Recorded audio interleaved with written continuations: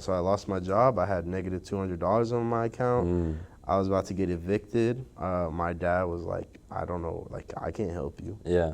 No one can help you. Right. You're 23 now. You got to figure this shit out.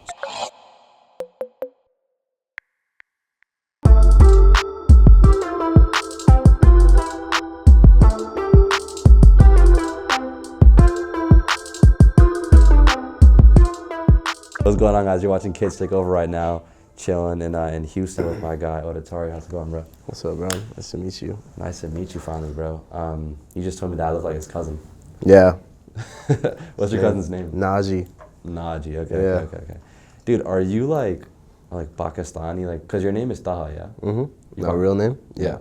No, I'm Palestinian. That's what I saw, yeah. My dad's from Palestine, my mom's from Africa, and she's Lebanese as well. I got you. Interesting, yeah. That's funny, because I'm from Pakistan, obviously. But, dude, I just want to say on the interview, off the interview, like whatever, you should be so proud of yourself. Because, like, I feel like you upped it so hard in the past, like, couple months and are doing, like, insane numbers, and you know that. Thank you. Yeah, it's crazy. It's hard to, like, I hear that, but, like, it's... But you don't hear that, because it's like, what the fuck? I don't it's weird. I don't know. Like, what's your life been like the past, like, couple months? Like, how do you kind of cope with the speed of everything, you know? Honestly, like, nothing has changed how I feel inside. Like, everything's the exact same. Only difference is externally, you know, I've been blessed to, you know, buy a house and help my family out, but nothing's changed. And I think that's why when I hear shit like that you've told me, like, it doesn't compute in my head, because inside I feel the exact same way. And it kind of fucks with me a little bit, you know? I mean, yeah, it would fuck with me as well. I think you're really interesting because you've kind of created your own genre called, like, it's called Odecore, yeah? Yeah, that's what we're calling it. And I want to get into all of it, but I first want to kind of know, like, the backstory behind you, right? So, like, to someone who doesn't come to Houston often, because this is, like, my second time here, like, what was, like, Houston like growing up for you? I've always been introverted, so I've always just, like, stayed inside and made beats, and even at, like, school, like nobody really fucked with me and shit. So I would just stay inside.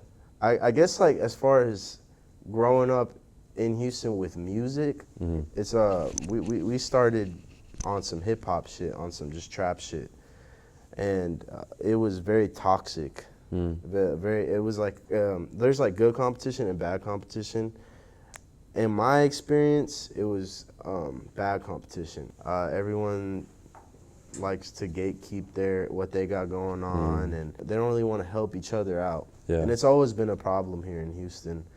You think that's a Houston thing, or you think that's, like, a general? It could be a general thing. Yeah. I'm not too sure about everywhere else, but I know here in Houston, like, it's pretty toxic. Yeah.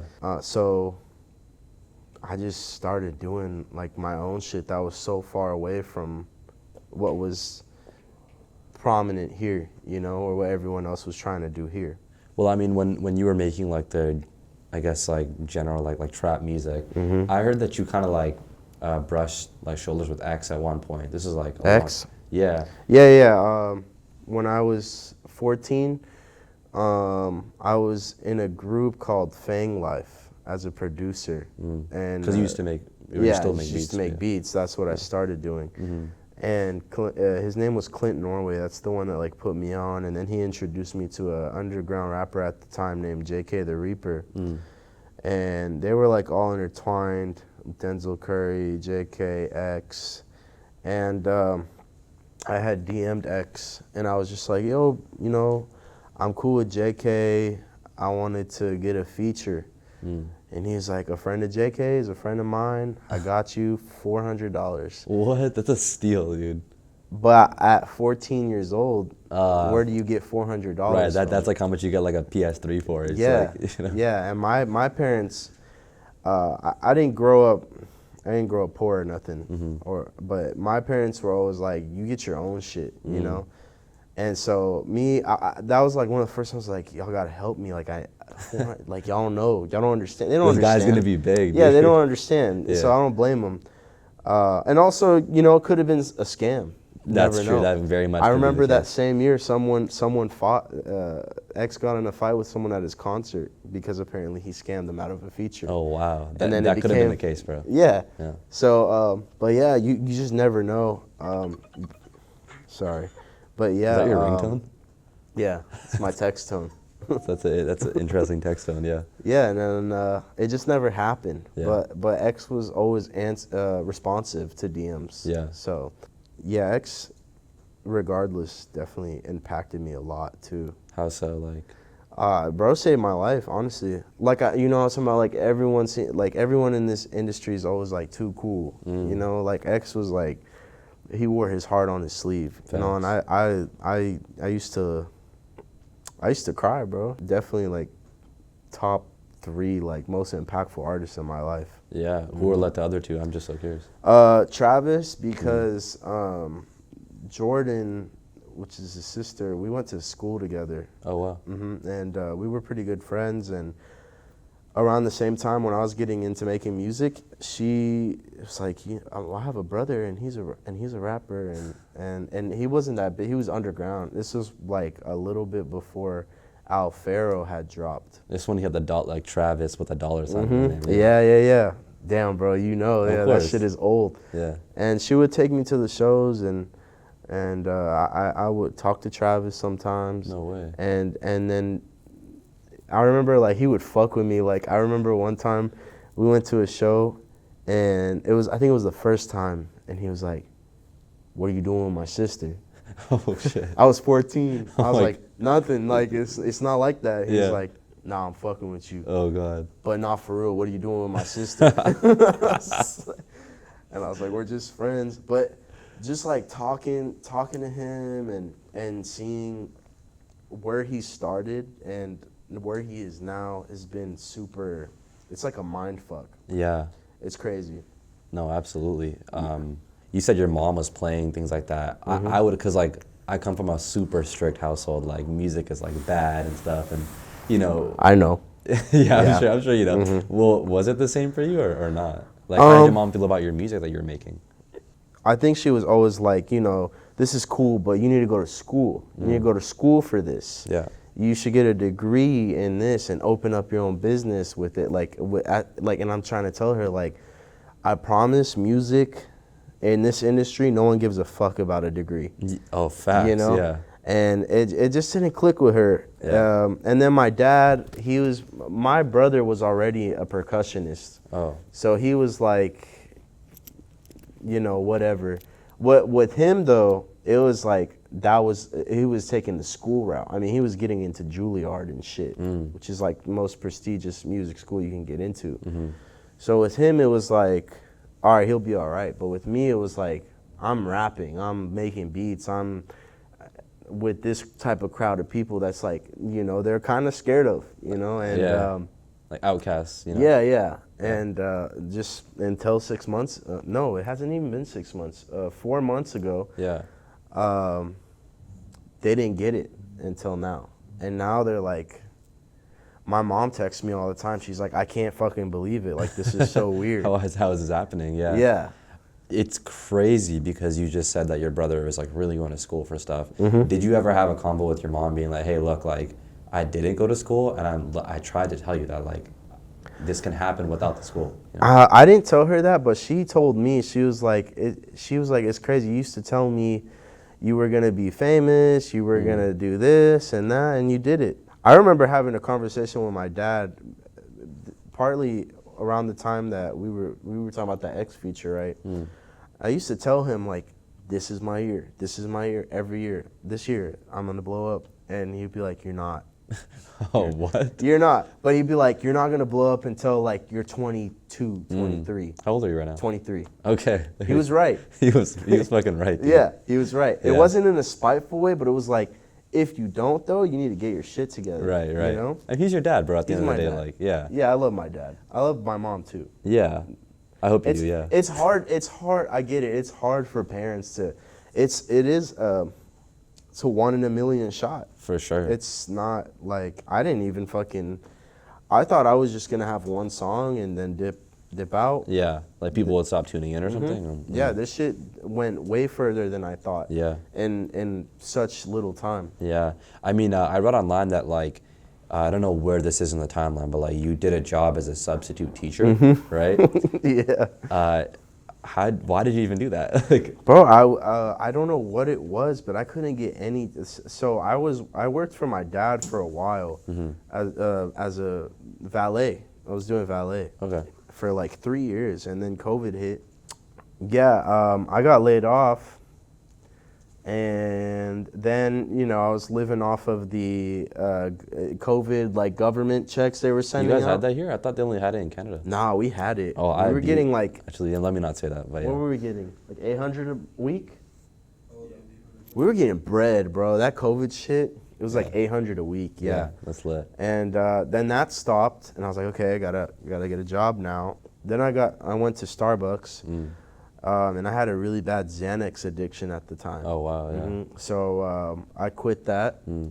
I couldn't handle it. Like my anxiety and withdrawals were ridiculous. Yeah. I started doing an after school like daycare thing for kids. That job was really cool. Like kids, like they make you realize, like when you see them playing and shit, they're not worrying about shit. Like brightens up your spirit. Facts. But I wasn't paying shit. When you have bills to pay, That's true. $800 a month isn't cutting it. True. And then you were getting 800 a week off the government, bro. Like. Right, right. So I was like, okay, while I'm doing this, like since this is on my resume already, I applied to be a substitute teacher, a full-time substitute teacher at a high school. That was so fucking weird because the first day I walked in, all these memories came back of me in high school. And like bad memories probably, yeah? No, good. Oh, like okay. It was like nostalgic. I remember waking up, coming in this bitch, tired as fuck, but then there's my group of friends over there, and like you just see like that being relived. And I think that kind of sparked up my creativity on how the fuck I was gonna make this shit work. In a way, they inspired me. But because I'm not so far off from that, I'm only 23, I didn't give a fuck what they did. I would come in there, get my computer out, and let them do whatever. I didn't care. Talk, scream, get on your phone, play your video games, put a movie on the projector. I was like, I didn't care. And then eventually, like, they just caught on, like, I didn't give a fuck. So they started bringing in their dab pens.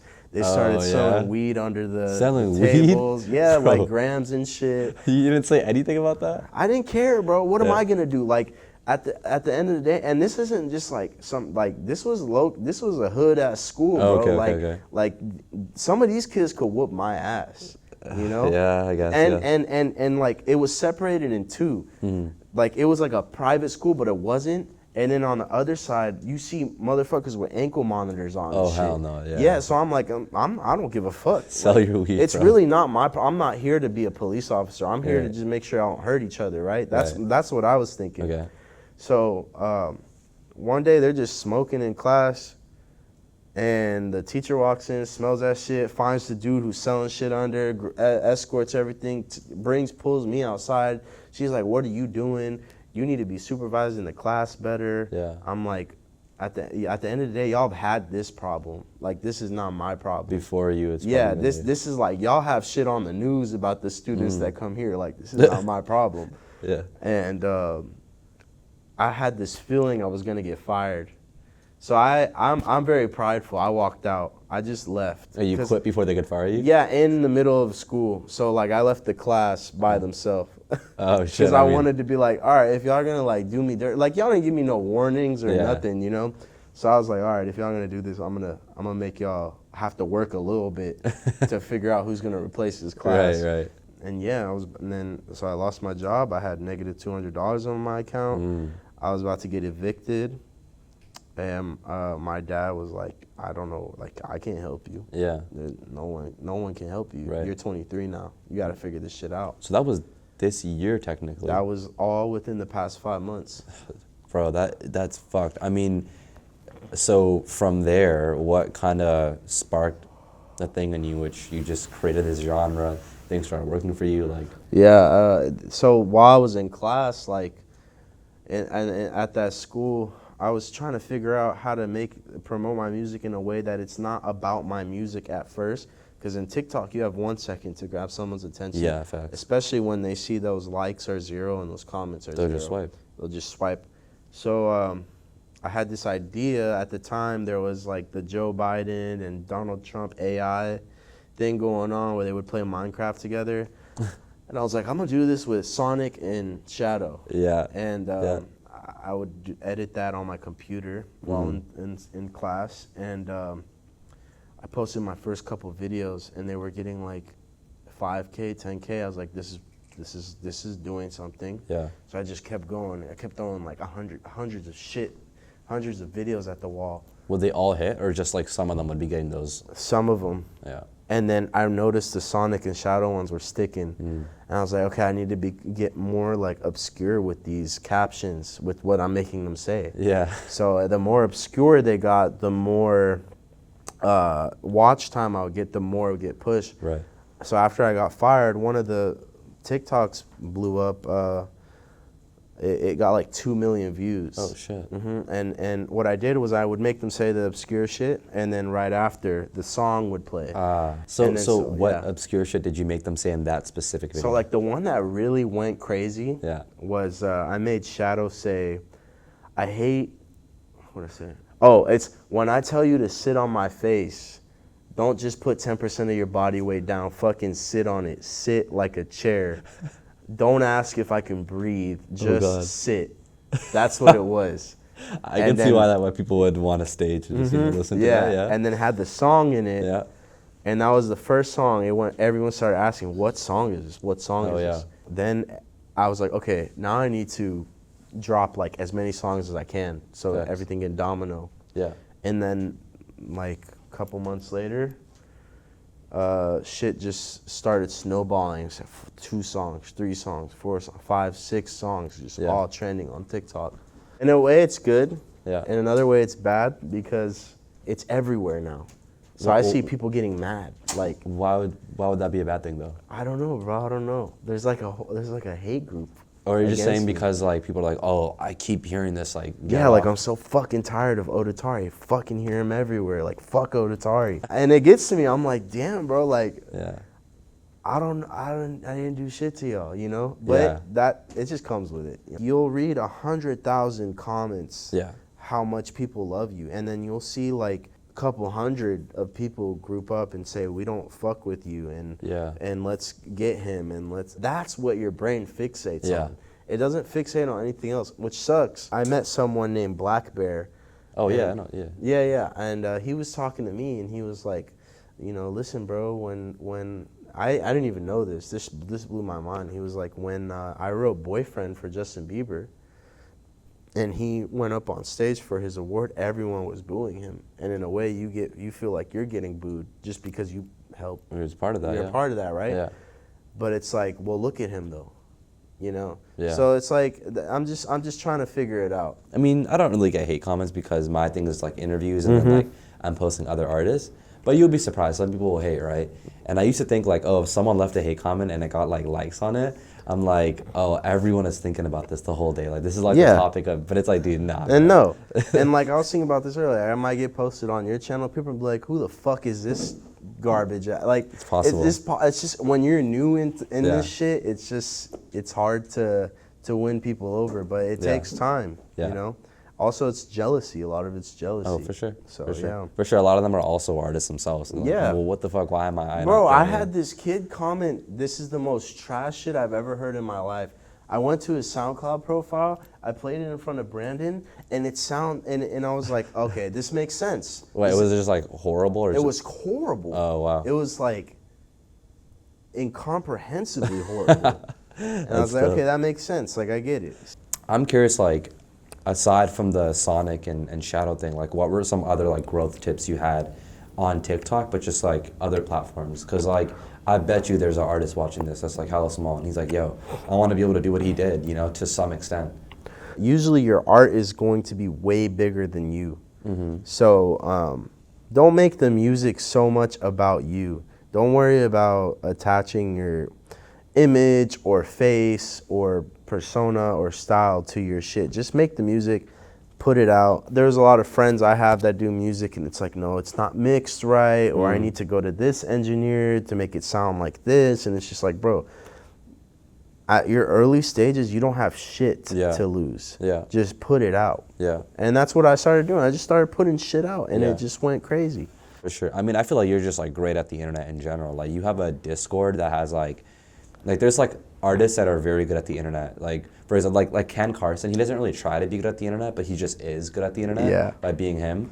And he has I saw that interview you did with him. Oh, sick. No way. Yeah, Awesome. Yeah, no, that's one of my favorites. He's so sassy, bro. I fuck with him. He is a little, so he has a little bit of like. You asked him the first question, he's like, Yeah, he makes some funny faces, I'm not gonna lie. Yeah, you could just screenshot any moment and it's like a meme. Shout out Ken Carson, bro. Shout out Ken Carson. Yeah, I mean, he's good at the internet, and his Discord, for example, has like so many members. You have like even more members than his Discord. Well, I had to delete my shit. Oh, what? Yeah, I deleted my shit because it became more of an issue than anything.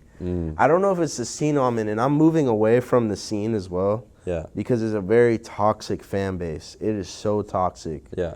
And what scene? The Discord? No, I guess like just like the music I make. Yeah. is very niche. Yeah.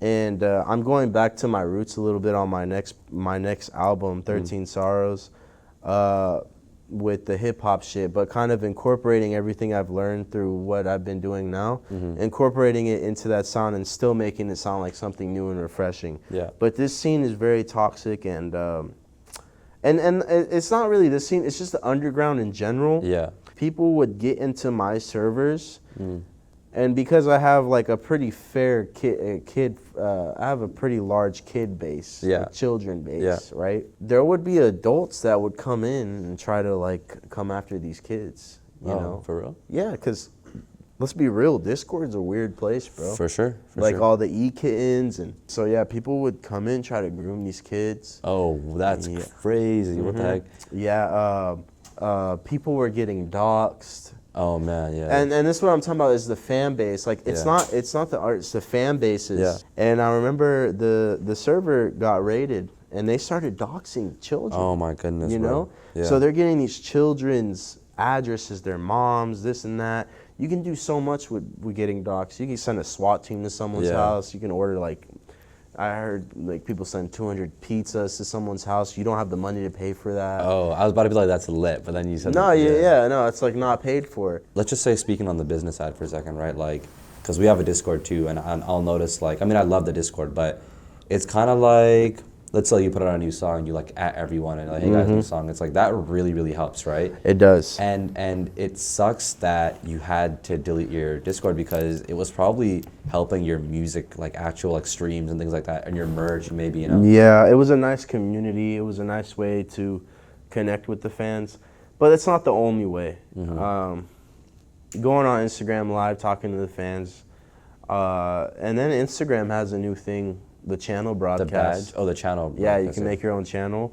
where you can just talk directly to your fans, but no one else can. For sure, you know? for sure. Going back to the business side just a little bit, like aside from just like the streams and stuff, I'm just so curious because you said you bought a home. So now I'm like, now that's just stuck in my mind. Go ahead. Like aside from like the streams, like how are you monetizing? Do you just like sell a bunch of merch? Do you have like... Well, I'm signed to a label right now. I'm signed under APG. They gave me a pretty nice advance.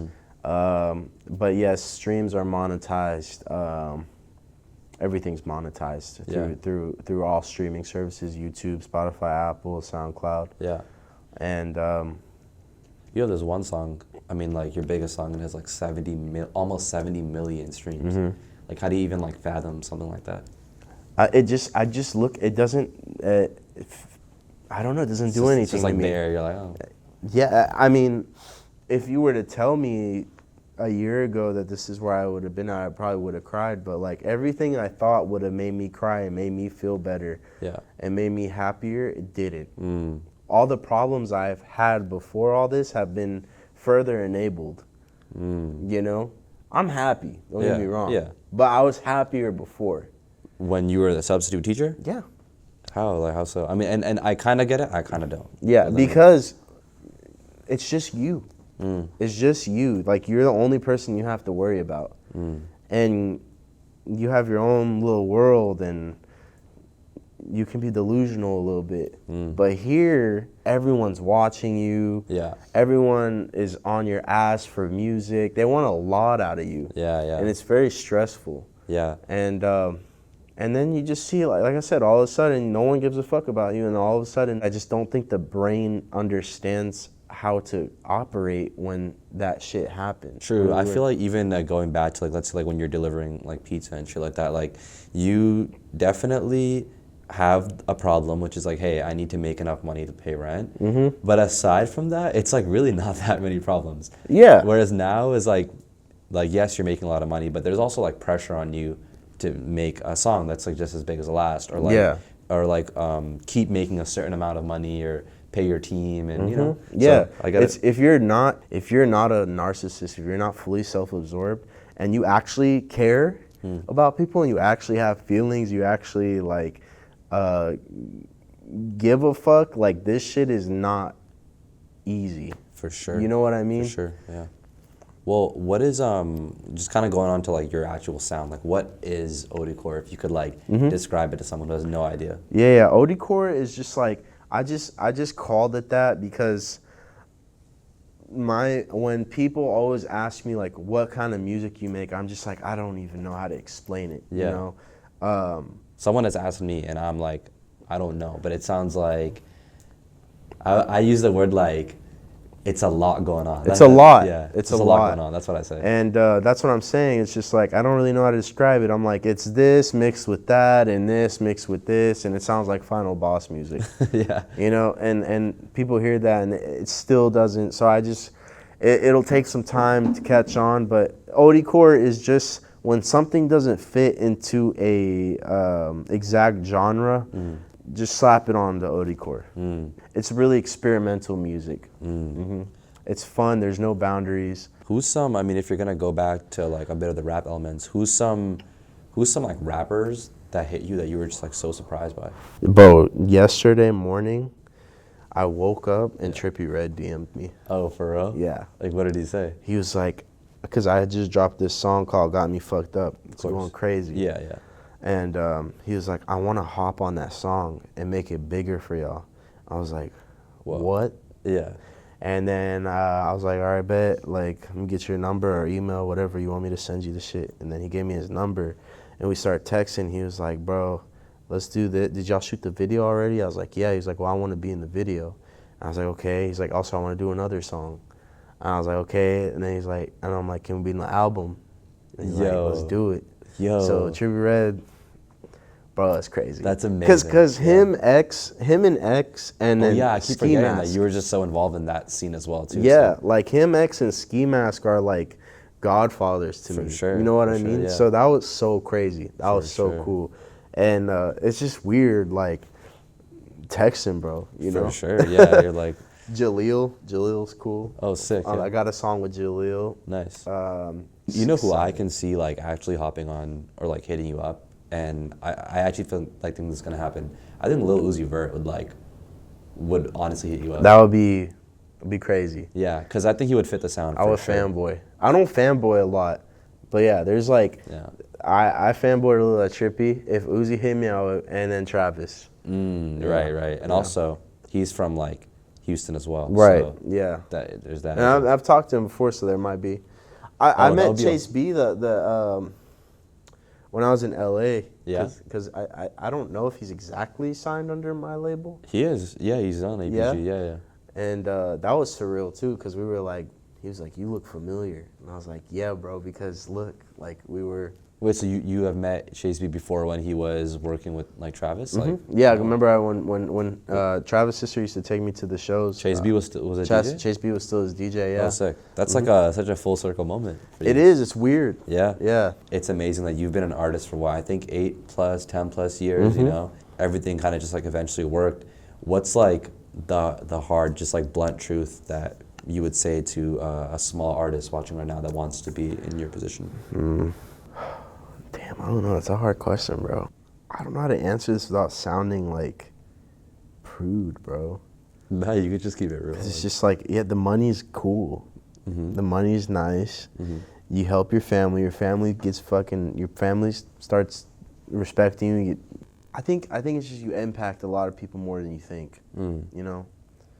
Even when you're like smaller, you think like Yeah. Like when I had like 8K followers, when shit was like in the beginning, I would accept people into my life. Yeah. It would be people screaming, crying, like, I fucking love you. You don't know how much this shit changed me. And that impact is, that shit makes it all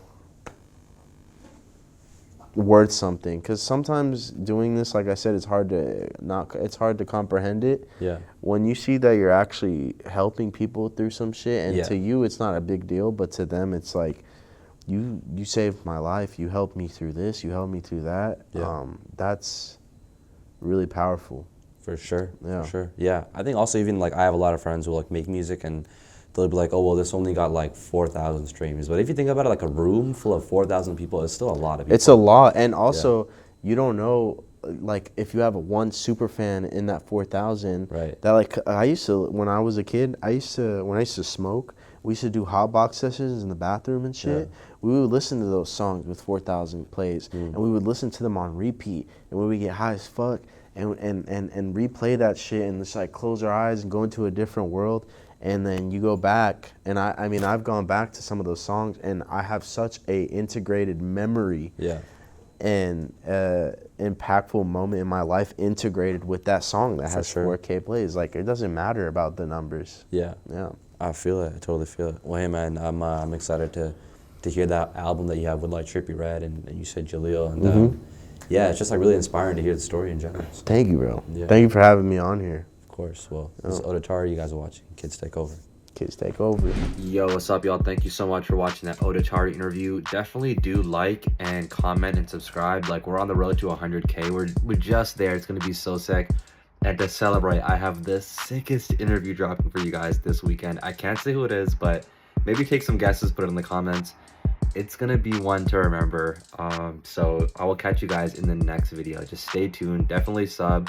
Follow us at Kids Take Over on Instagram, and I'm gonna see you guys in a couple days.